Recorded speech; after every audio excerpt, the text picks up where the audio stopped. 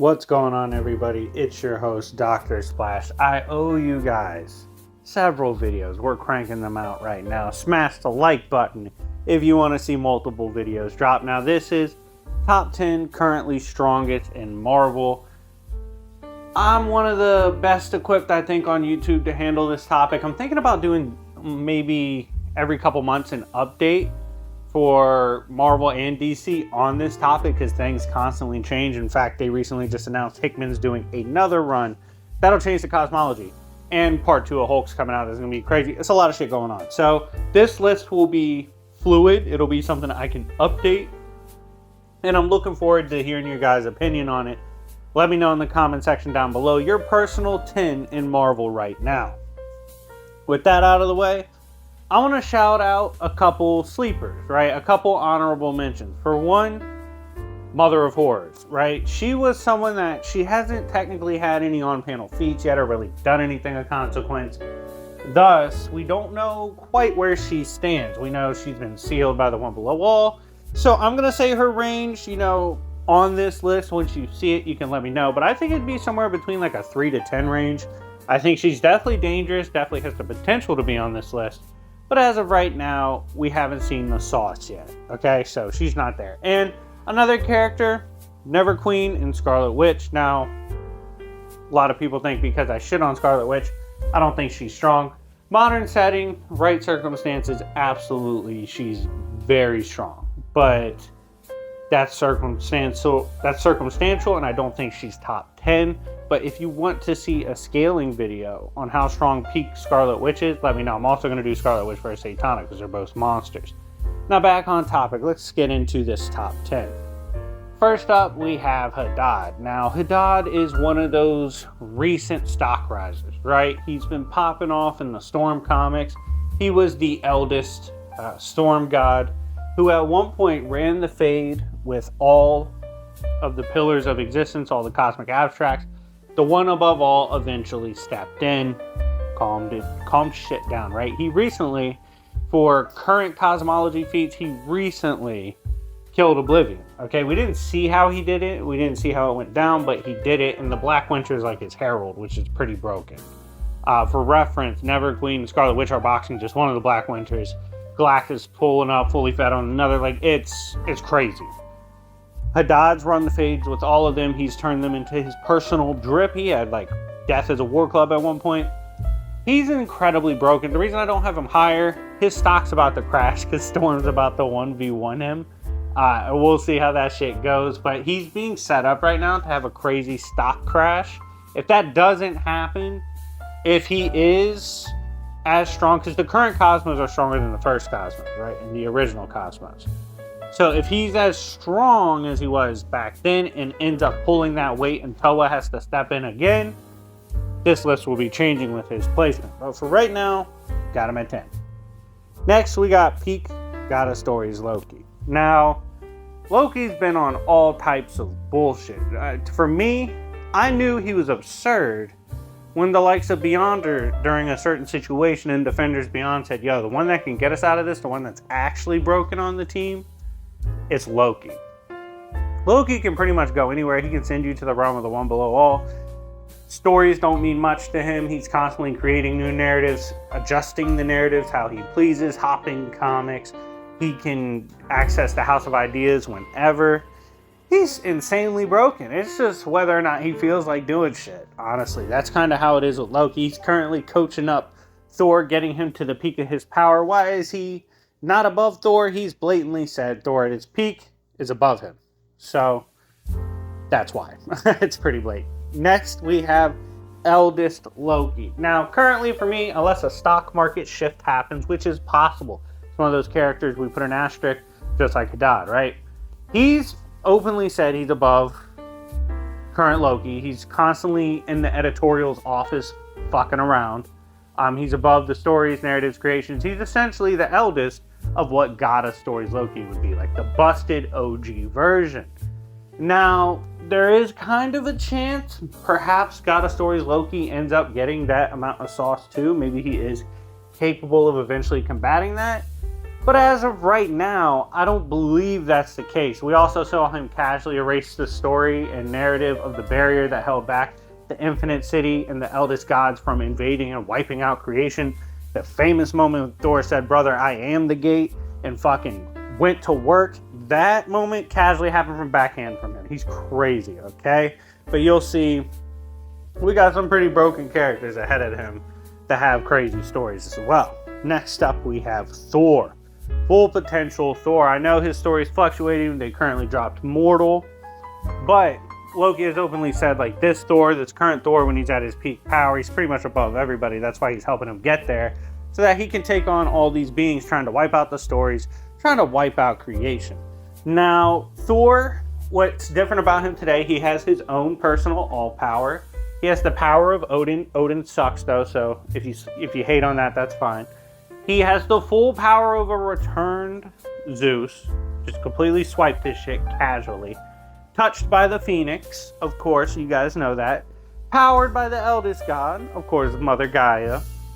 And he has the power of narratives, non-narratives, and he can even cut through mystery. He can cut through fluctuating narrative, which is fucking insane, okay? I think it's Tormod. That's what his weapon's called, something like that. He has multiple weapons.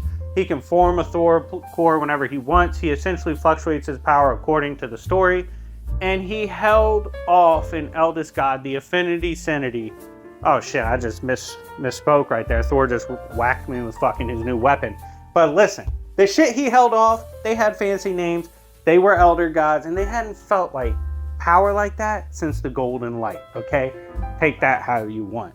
Thor's fucking broken, I do believe, when he's at full power in the modern setting. Easily holds this place right here. Next up, we have Phoenix. Now, Phoenix is crazy to place. Like, Phoenix is someone who currently is doing better than all the, like, Fully Fed Galactus, Scarlet Witch, and Everqueen. She's just openly doing better against the Black Winners, and she just went back to the white hot room. She took on the Enigma, which was at one point stated by an avatar of Toa to be like a threat to potentially to the One Above All, could potentially be beyond the House of Ideas.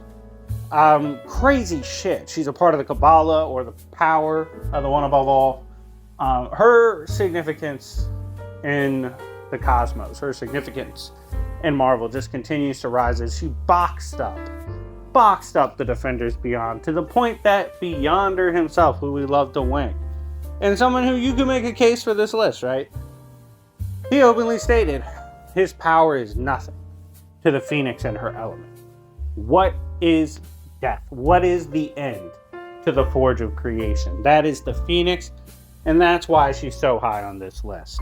Next up, we have the Living Tribunal. Now, we shit on the Living Tribunal all the time. We give him hell all the time for being a jobber. In truth, if you read every appearance, his jobbing isn't as bad, but what you do realize is obviously he's used to put over certain characters. Now, obviously he's returned. He wasn't obviously killed by the Beyonders. He was able to come back. We know why, because he is the judge of the One Above All. He is a cosmic being that's always going to hold that place. Really, you get the drop on him, go against something that, like, be something he can't judge over. That's happened before. But narratively, you know, he's back in his spot in the current cosmos as the judge of creation. He's supposed to be above narratively the characters we have mentioned.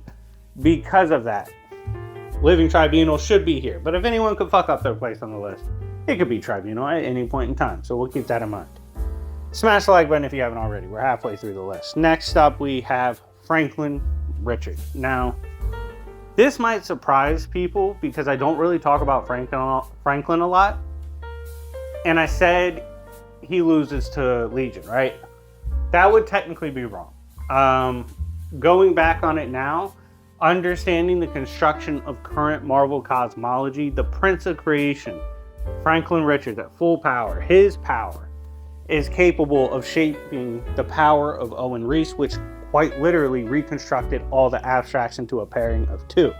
The current cosmology being a result of science, the brilliant mind of Reed Richards and how he believed creation should look. So quite literally, how the Marvel cosmos currently stand is because of the shaping of the Dreamer, the Prince of Creation, Franklin Richards, alongside Owen Reese. But on top of this, Franklin was the last one standing against the likes of Toba Hulk, okay? At the end of creation, it was him, and Hulk said, hey, bro, I'm just nice like that. Everyone got dropped off. Don't take it personal. You fucking fought well. So because of that, currently have Franklin at 4. Next up, we have Owen Reese, the Molecule Man. This is another character I've called a jobber before, always getting his power taken, always getting robbed. He's fucking sensitive. But if we're blatantly looking at most powerful characters, there's Owen, the strongest form of Galactus, Lifebringer. If you want to say current, the one that dropped in 2024, Doom is stronger, whatever. But Lifebringer was just a thought to Owen Reese. Like, literally could be blinked away at the thought. The current cosmology, how it is constructed, how every abstract of the Tribunal is placed, is due to the power of Owen Reese under the guidance of Reed and the dreaming structure of Franklin Richards. He is the omniversal engine, fucking broken in power, but again, the way they use him can be a little sus sometimes. But then again, how the fuck do you use someone of this magnitude? Second on the list, we have the One Below All and Hulk. Okay, so PKJ, spoiler alert, guys, I will be having him on the channel soon again. I've been talking to my guy. I'll be interviewing him in the upcoming future. He's currently on the road. But Infernal Hulk, all this story, if Mother of Horror gets it, she's like a threat to get to the One Below All. If the One Below All in Hulk form, nothing in creation can stop him. Okay, he's just too strong. The One Below All got sealed off from Toa, who invented him as his Wrath or Rage because of Mother of Horrors, and sealed him away, so is capable of doing so. But besides that, the One Below All and Hulk thus as the conduit, the engine, the fractured sun, when fully powered with Toba, he's right here too. He's boxing up everybody. Because of that, the One Below All is at number 2 with his vessel Hulk. Finally on this list, we have the One Above All. Now, he got a little bit of credit back to his name, right? A lot of people tried to say he was below Thanos. Certain things the One Above All can't do. But it's been openly explained in stories like Defenders Beyond that he's usually just showing an avatar or an embody. Even Defenders Beyond at the House of Ideas was an embody, just a representative of what he is. And he's trolling, enjoying the ride, seeing what's to come. He represents the riders and everything on and above, so on and so forth, all that fancy jargon, right?